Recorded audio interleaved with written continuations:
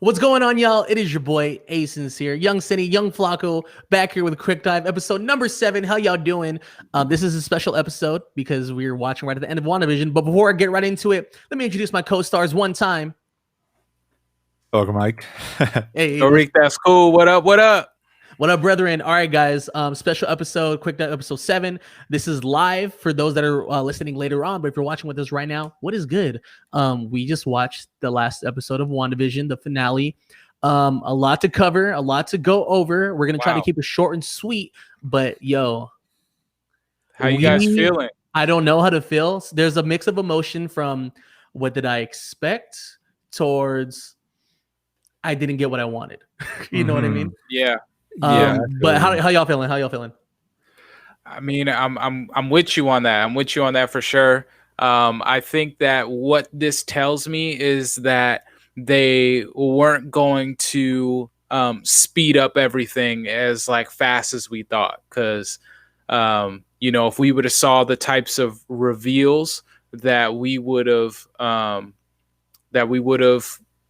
to expect, that means that they're moving at a pace that's like way faster than they actually want to move. Right. So I thought that was pretty interesting.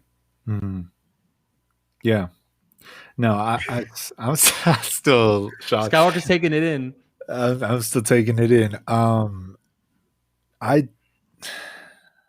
So start off the episode, I guess. The beginning when the white vision comes through and is trying to kill Wanda. I thought that was so crazy to me because she looked at him and she's like, Vision, like it's you. You know, I think she knew it was the vibranium vision.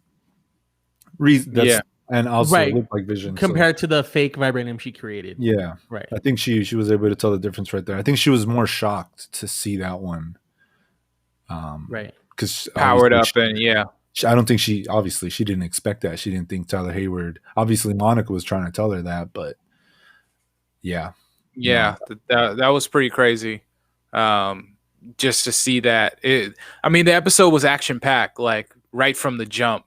It flowed flawless, in my opinion. I think it flowed well. Again, it didn't hit expectations in the sense like we all throughout this whole series had our own preconceived idea of what we wanted.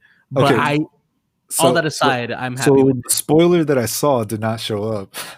Thank God, because I don't know how it would have fit. Oh yeah, tell us what that spoiler was. The spoiler I saw was Magneto. Oh no, come on, fam! I would have told you that already. It made sense because of Quicksilver. He's over here like I'm here to get my son. By the way, you're my daughter. And that wouldn't happen. Reference. I was like, okay. Which Magneto though? The it didn't show his face. It just showed the background. It just showed him like pretty much grabbing Vision towards him. So I didn't see. It didn't show face. Nah, they ain't gonna do that. It was fan made, but it was really good fan made trailer. So that's why I was like, oh wow, this looks like a leak, but it wasn't.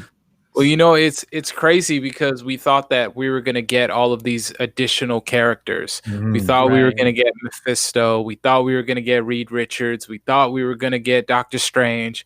We thought, all of that was going to happen. So, I'm kind of upset that like Elizabeth Olsen said, oh, we're going to get that Luke Skywalker moment. And we didn't get that. Like that wasn't, there wasn't anybody that really came even with the scroll that got revealed that's not a Luke Skywalker moment. No, if I thought Nick Fury was going to be in the movie theater, which I would have been like, oh, okay, I feel you, like that's pretty dope, but not even that. I thought Strange was going to come out of like the screen, like we're going to see the supposedly we were supposed to get Strange. I don't know. We'll get him. I think he still has to teach Wanda. Or as far as we know, Wanda's going to learn on her own. She's going to learn on her own. That's what it seems like. She's learning on her own right now. Yeah, which is crazy. Another big reveal of this episode is that they dropped the name of the book, so it is officially the Darkhold, which is from Agents of S.H.I.E.L.D. That's why I started watching it, because I heard about that. So if you haven't seen Agents of S.H.I.E.L.D., the Darkhold takes place there, and this is really surprising because Agents of S.H.I.E.L.D. hasn't really been connected to the MCU. Since it's kind of come out, and a lot of people wanted it to be. And when they dove into the Darkhold, they brought. I mean, I don't want to ruin it for Skywalker Mike because he hasn't seen it yet, but they brought another anti-hero. Okay, so Ghost Rider came. Oh, I did hear Ghost Rider was in it. So Ghost Rider was a part of that whole thing. So it was just like, it was really, really crazy. And the magic that was in it looked like Doctor Strange's magic. So a lot of people were like, okay, there has to be a connection. So they've officially made that connection. So what you're saying is Agents of S.H.I.E.L.D. isn't going to be retconned. No, it is not. This means that Agents of S.H.I.E.L.D. that is awesome, happen. I'm going to keep watching. Now it could still be in a multiverse because the Darkhold does look different than the one that is in Agents of S.H.I.E.L.D. True. Right. But damn it, Marvel, they just keep tricking us with this multiverse thing. Like, we think that it exists, but it doesn't. They did it with Spider-Man Far From Home, and now they've done it with Fietro. Why did they bring Evan Peters? To throw us off. That's all it is. They just did it to throw it off. Yeah, that's it. He's playing a different character altogether. Because they can. That's the thing. Like, I'll just leave it at that. They can. Like, I think we talked about it before on a few quick dives ago where Feige knows exactly how he's a fan too. He knows how we operate. He knows how we think, and he knows all the theories that are going to come with it. So for him to throw in something like that just to throw us off is super nuts. Hate you, Feige. Because it's like, okay, so you bring in Evan Peters, and everybody knows Evan Peters as the Quicksilver in the mutant realm, obviously in a whole different Fox universe. Obviously, they're trying to bring that now, so it's like, oh, they did it right away. But to just pull the rug under us like that is. But Marvel's been doing this. They did it with the Mandarin in Iron Man 3. Like, the Mandarin is different because we hadn't seen the Mandarin before. The difference is we've seen this Quicksilver before. I feel you. I'm mostly just saying that they've always pulled the rug under us. They have to, because we end up coming to all these conclusions that they're like, yeah, we can't make it seem like that's actually what's happening. It's going to throw everything off. Do you think they'll fix it? Do you think they will make him Quicksilver? I don't know. I don't know if they have to, because it's already been done. Like, from what it seems like that they're going to be doing mutants, and they're not necessarily doing the X-Men. There was an announcement today today is March 5th, that they are making mutants show. I forget what it's called. It's just called the Mutants. Yes, I think that they're going to treat it like the Avengers. So you're going to have some mutants that get spotlighted, that'll have their own solo films. You'll get some mutants that will have their own shows, and then they're going to assemble them like how they did with the Avengers, where we might get X-Men. So we might even get like an Xavier show. We might get like a Cyclops show, like only, there's going to be different things like that. They will be recasting everybody. Yes. I think they're going to recast everybody. It's unfortunate, but I think so. It's so sad because it's just so much easier to bring those characters, especially, I mean, they did a great job in their movies.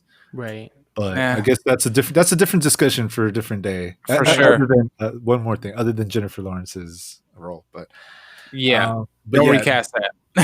One of the parts that I really liked was when the two Visions were in the library.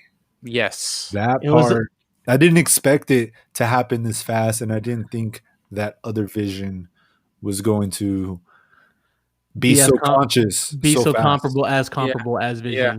Well, he had to, because like when you meet someone with that kind of intellect, like it challenged him to like meet him at his intellect, because once he said, "Oh, I'm not the real Vision," it was like, "Oh, well, like my directive is to take on the real Vision." So now what? I took it as the ship of Theseus. I don't know what. I'm looking that up right now. Yeah, I took it as like, oh, he's about to make himself destruct. Let's go. It's a dub. Well, it's like it's a philosophy story about like if you have something that is the first time you build it, if it gets worn and then you refurbish it or you fix it or you restore it, is it still the thing that it was? Right. Is it the And original, basically? and is it the original? And if it's not, some philosophers will say, yeah, it is, because it's still using the same key materials. components, right? The key Exactly. components, the But original other basis. people would say, no, it's not, because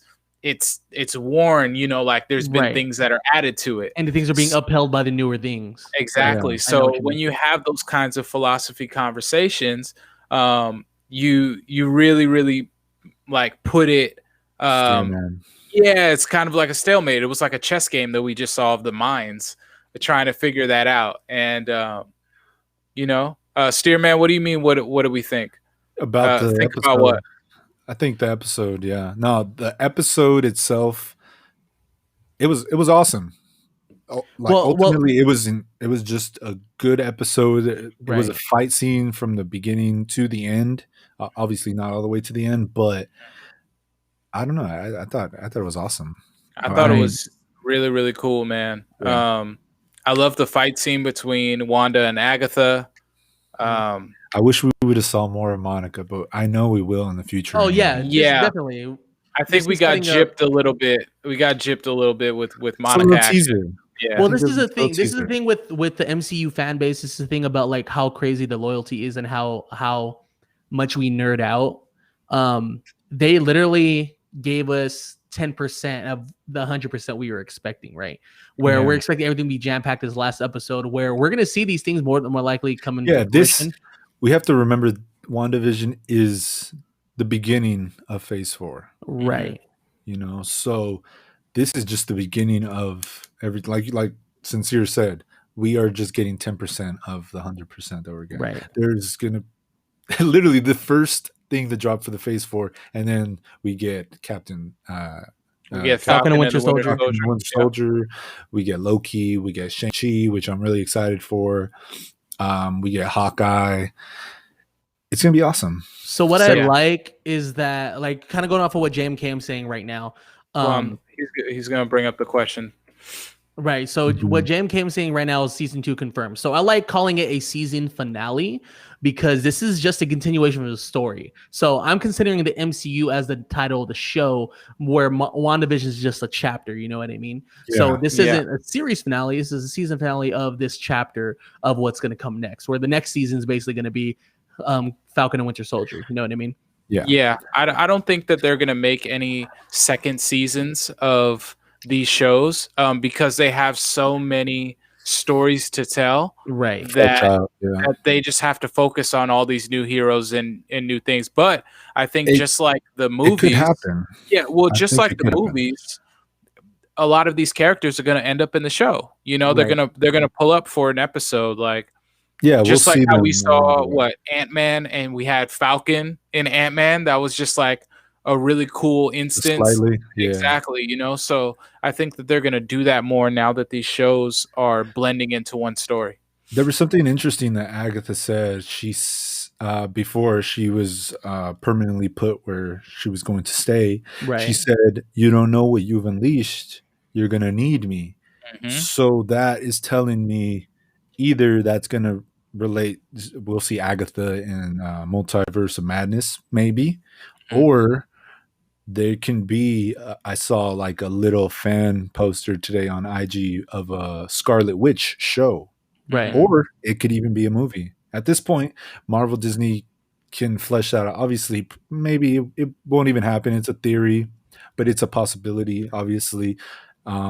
Especially after Agatha said that, I wonder what she was talking about. I want to know. Maybe she was just trying to trick her so she doesn't stay there. Right. That could be a big possibility because she was already tricking her into giving her powers. I mean, Agatha was definitely knows things that Scarlet Witch just doesn't, you know? So she knows of the good and the evil. She mentioned the Sorcerer Supreme. I don't know if she like was just gaslighting her by saying that, or if it's true. I don't think so. If it is true, then that tells me that with Doctor Strange, you know, they're mixing it up. They're making it a little bit different. However, with Doctor Strange, it doesn't seem like that Wanda will be joining as a part of his school, that it'll be more of an actual partner in controlling the multiverse and figuring out all the things that have happened. Yeah. One thing I will say though is I thought that there would be more of an effect from her her kind of casting of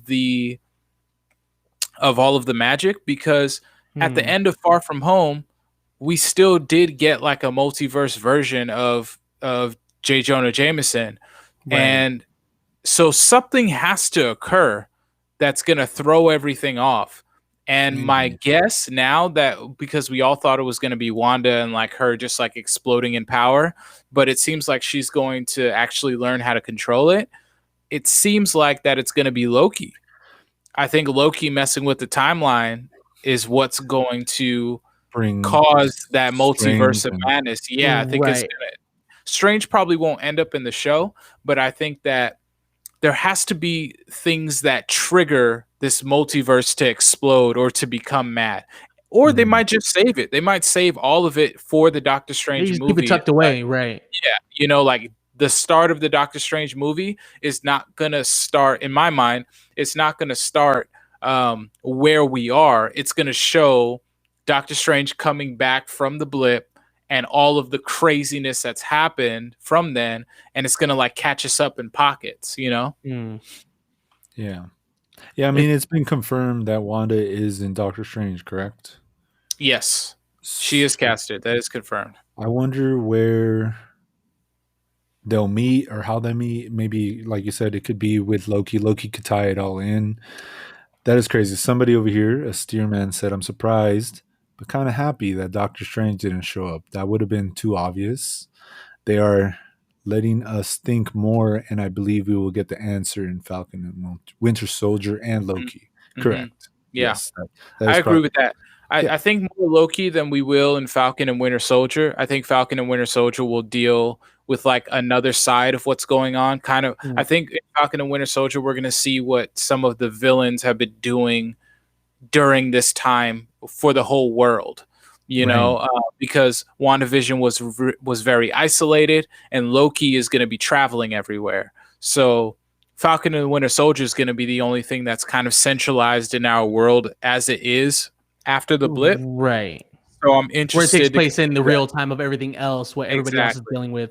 Everything's more aware and conscious. I got you.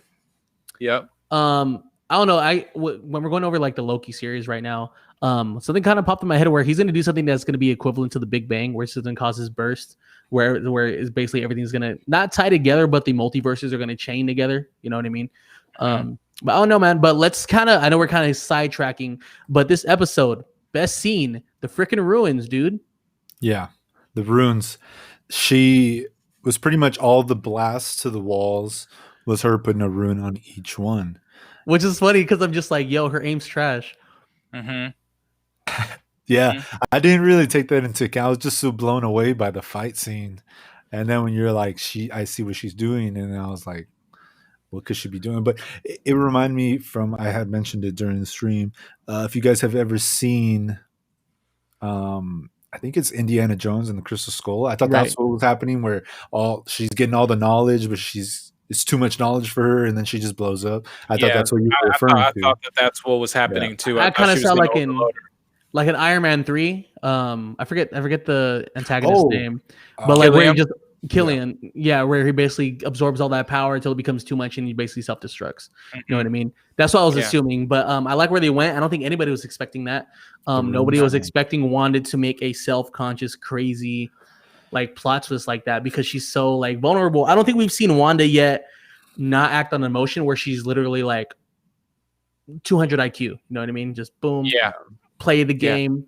Insane highlight. You know what I mean? She was playing the game that Agatha was playing. I mean, like in the comic books, Agatha teaches Wanda how to use her powers, and she did it in a way in the show. Obviously, Wanda was more observant than we thought that she was about it.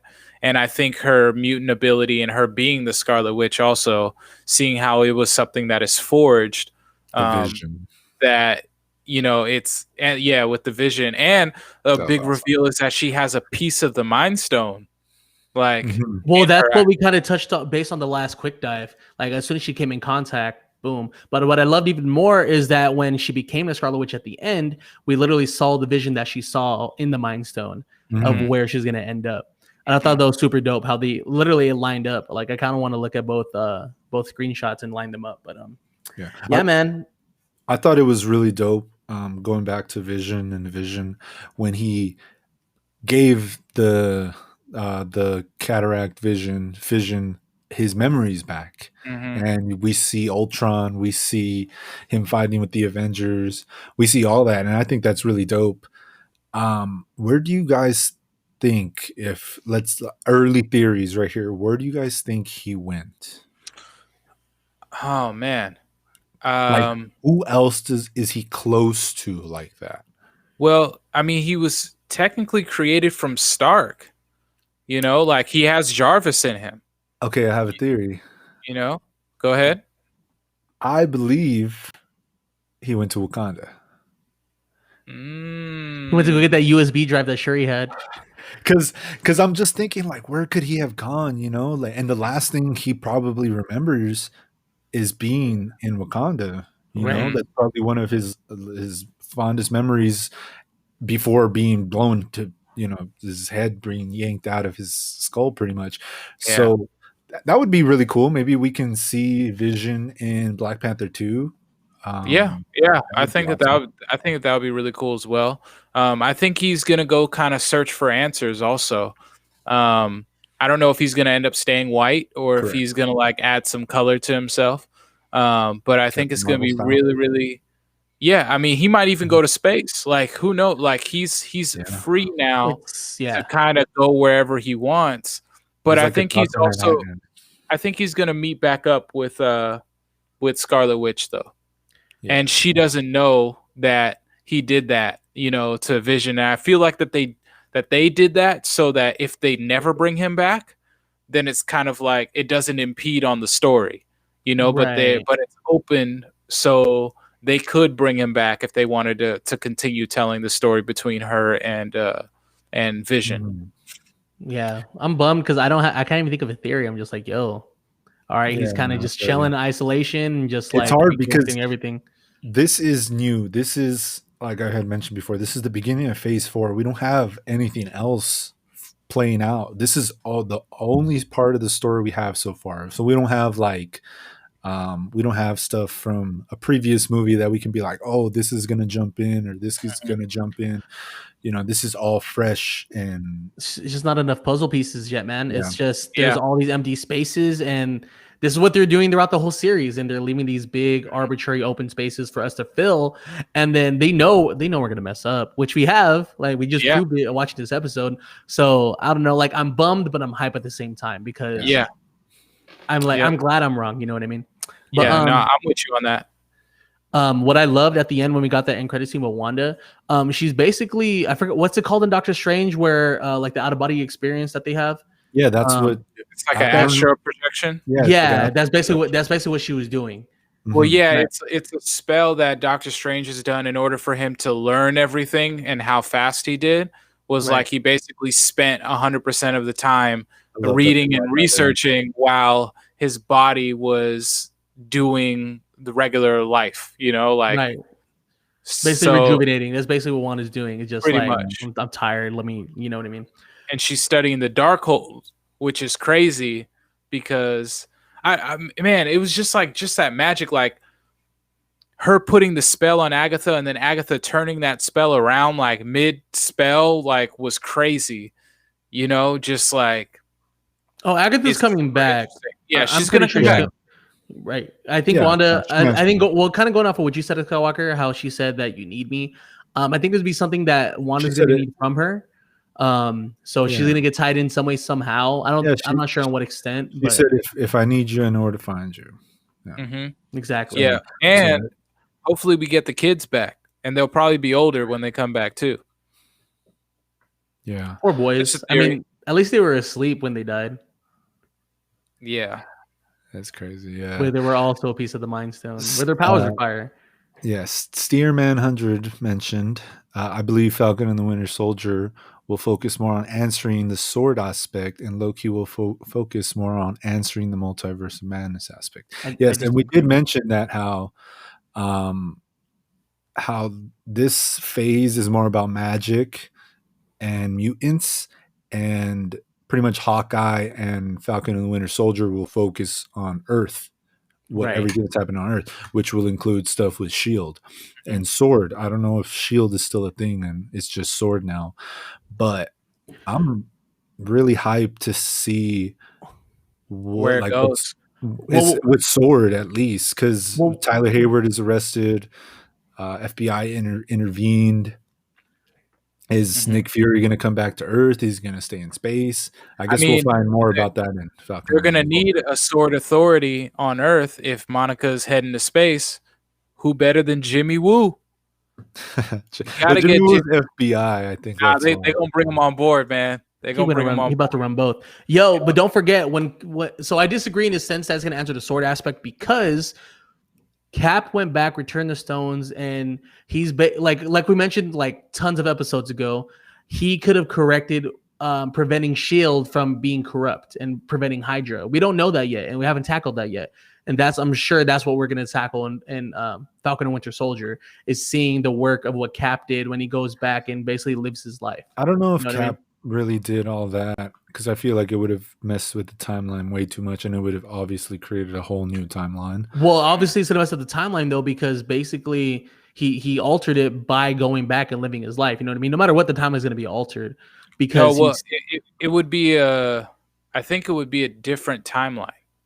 I think that's what I'm thinking. We're going to jump back into Falcon and Winter Soldier, where key components, like they're going to be conscious of kind of everything that happened, right? But they're going to jump into the arena of what Cap has rebuilt. Exactly. So I could be completely wrong, but like we mentioned tons of episodes ago, kind of going over Endgame, we don't know where Cap left off. We don't know what he did to prevent Hydra from kind of corrupting Shield. So we're going to pretty much see the fruits of the labor. But I could be completely wrong.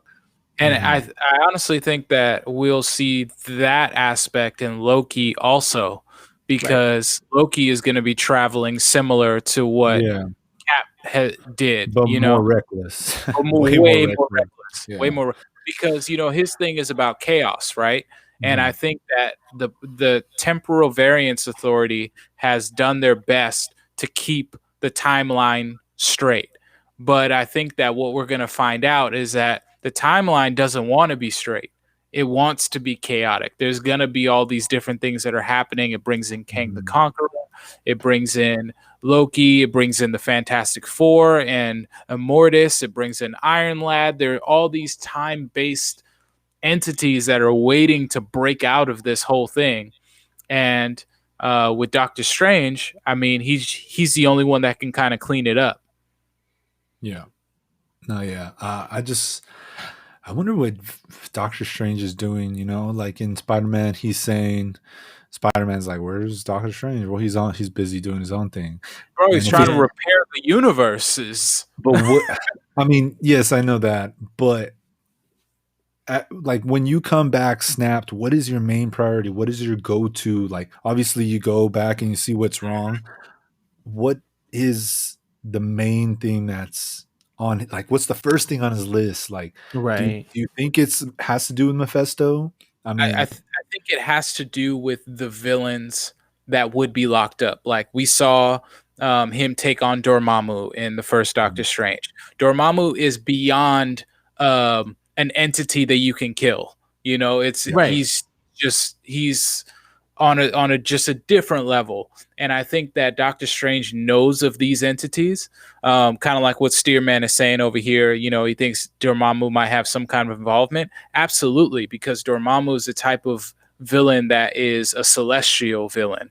It's you can't just get rid of him. Even Mephisto is like tied to our reality and tied to our universe, even though that he's a villain. But Dormammu's in a totally different caliber, with like the Living Tribunal and the Beyonder and all of that kind of stuff with the Eternals. And it's just, I think Doctor Strange coming back, that's his first thing, is like, what villains have broken out? Like, who's plotting what? Because I've been gone for 5 years and I haven't been able to check in on these incantations, check in on these villains, make sure that they're still locked up. All kinds of things could have happened. Not only that, what's I totally forget his name. It slips my mind, but the other sorcerer that was in the Doctor Strange. Wong? No, not Wong. Oh, Mordo. Yeah, Mordo. Yes. Yep. I think, yeah, he might even be the first thing on his list. Obviously at the end of Doctor Strange, if he wasn't snapped at least, which I don't think he was snapped. I don't think he was snapped.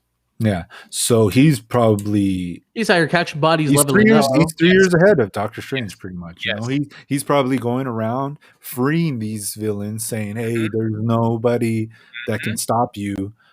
Just go do what you're gonna do, and you know I can help you out as long as you help scratch my back, I scratch your back." It can be something like that, you know.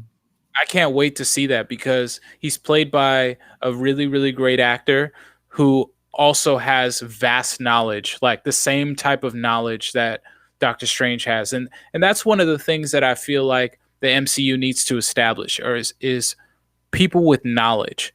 Because Iron Man's gone, Cap is gone, and Thor isn't as knowledgeable as we thought. So you have people like Captain Marvel, who's been around for a while, that we haven't actually seen with her 30 plus years of knowledge of the universe. We haven't seen Nick Fury and all the knowledge that he has acquired. We have Doctor Strange, all the knowledge that he's acquired, Mordo, and whenever Reed Richards gets brought in, depending on where they bring him in, John Krasinski, sadly. We're gonna see.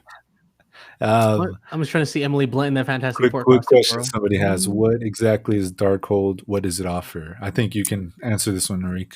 Yeah, so the Darkhold is a spell book that is it's surrounded by chaos magic, and it's basically an evil book that was in Doctor Strange's library. It's a series. There's a whole bunch of books that are there, and it can rewrite reality.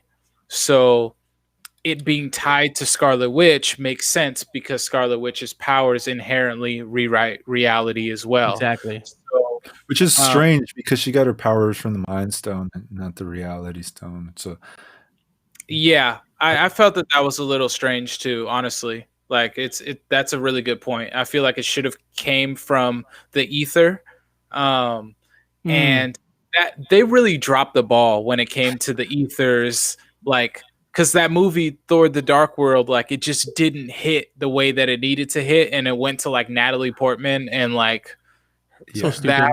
Yeah, I like the aesthetic of the movie.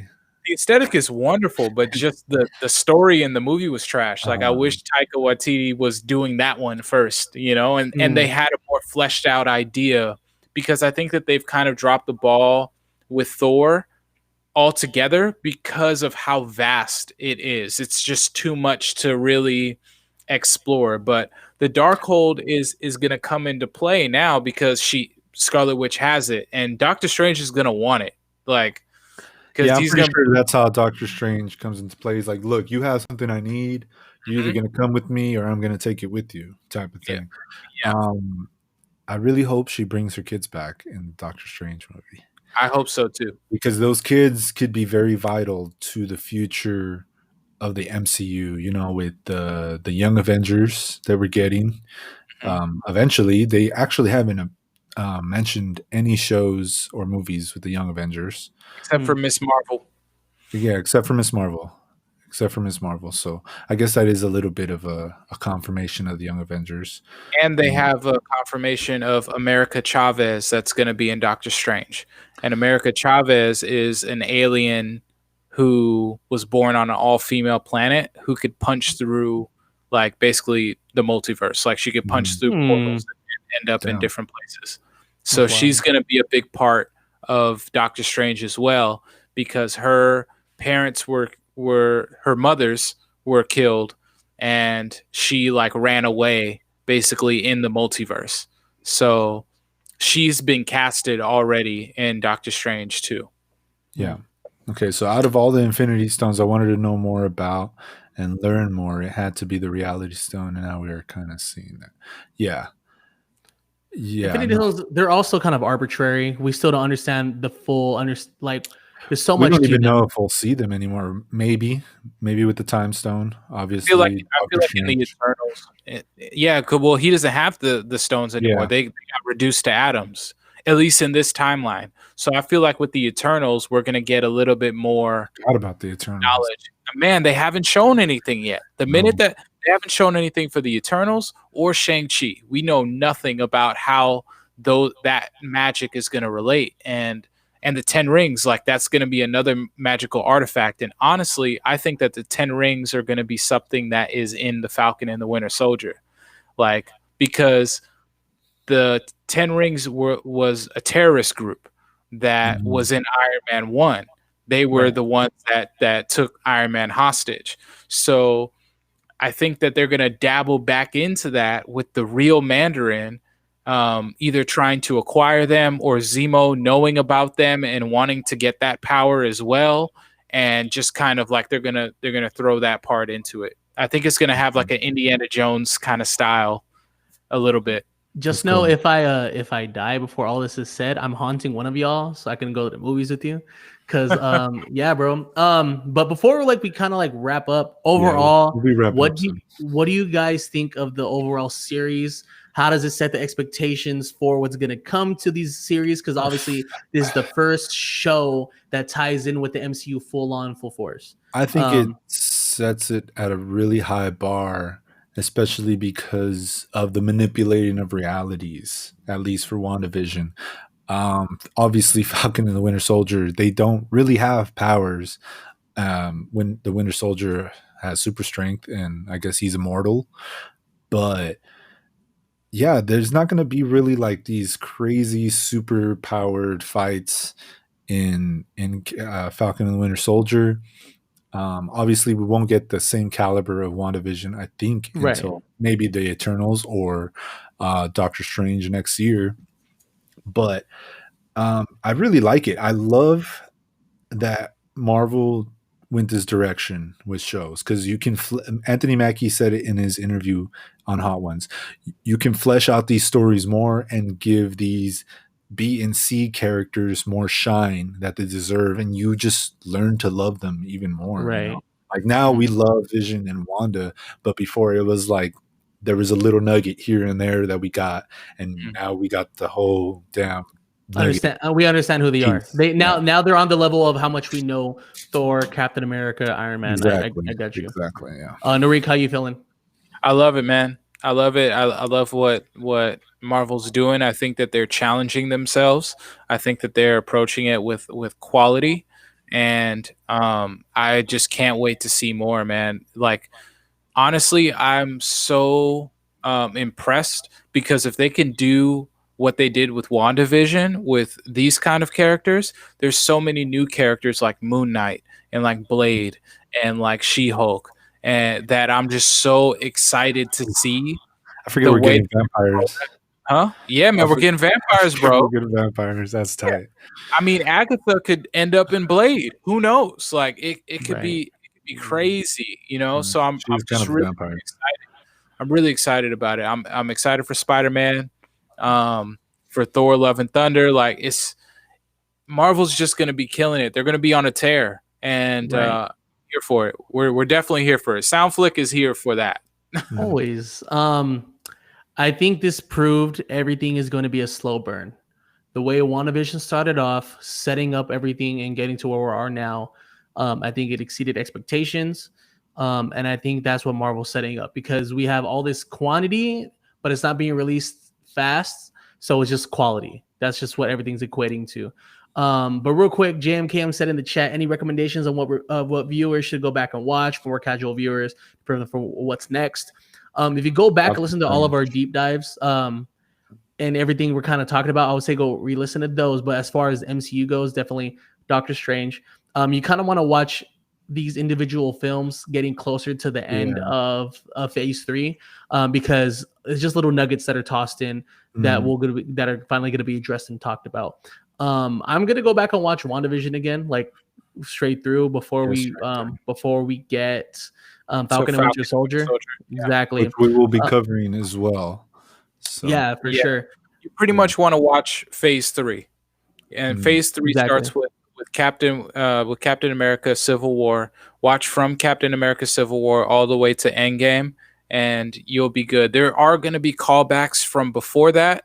But you can pick those things up kind of as it goes. But Mhm. for the casual viewer, phase 3 is the way to go. Definitely. With that being said, how you guys feeling? Do you feel like we should wrap up? Is there anything that we didn't address? Chat, is there anything that you guys want to talk about left?